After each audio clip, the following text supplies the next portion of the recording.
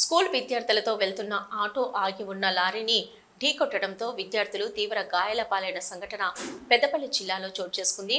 ఇక సుల్తానాబాద్ ఆల్పర్స్ స్కూల్లో 10వ తరగతి చదివే విద్యార్థులు సుమారు 10 మంది విద్యార్థులు సుల్తానాబాద్ నుంచి పెద్దపల్లికి ప్రైవేట్ ఆటోలో వస్తుండగా చిన్న కాల్వల వద్ద ప్రమాదవశాత్తు ఆగి ఉన్న లారీని ఢీకొట్టడంతో ఆటో పూర్తిగా నుజ్జునుజ్జు అయిపోయింది. అయితే 4 విద్యార్థులు తీవ్ర గాయాల పాలయ్యారు.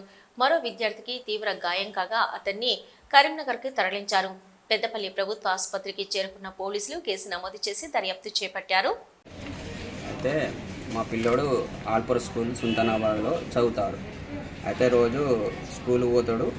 వెళ్ళి రాగా ఏంటంటే షేర్ ఆటోలో వస్తారు. పోగా బస్సుకి తీసుకెళ్తారు, స్కూల్ బస్కి. రాగా మాత్రం ఇక షేర్ ఆటోలో తీసుకొని పేమెంట్ చేసి వస్తారు. అయితే ఇవాళ రాగా ఏంటంటే వేరే షేర్ ఆటోలో ఎక్కిరట. రోజు వచ్చే అతను కాక వేరే అతను, ఎందుకు ఆయన రాలేదండి.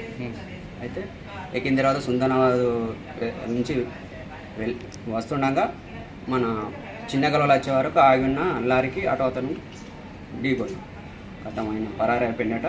అందులో 10 మంది పిల్లలు ఉన్నారు. పిల్లలలో ఒక 3 బాగా సిజర్ యాక్సిడెంట్. ఇక మిగతా వాళ్ళకి ఇక చేతులు కాళ్ళకు లాగడం, ఎక్స్రే ఇస్తే కానీ తెలియదు. డ్రింకేసి ఉన్నాయి. ఆయన ఇక ఆగున్న ఆటోకి ఆగున్న లారీకి మీరు ఎంతమంది ఉన్నారు దానిలో? 7 మెంబర్స్. మీరంతా ఒకటే క్లాసా? అంటే ఒకటే ఏరియానా? పెద్దపల్లి లోకల్కేనా? లోకల్. మీకు ప్రైవేట్ వెహికల్ అంటే మన బస్సు ఉంటే స్కూల్ బస్ స్టడీ అవర్స్ అన్న రెగ్యులర్ వచ్చి ఆటోనేనా? ఇది మామూలుగా రెగ్యులర్ వచ్చా అయితేనే రెగ్యులర్ వస్తాడా?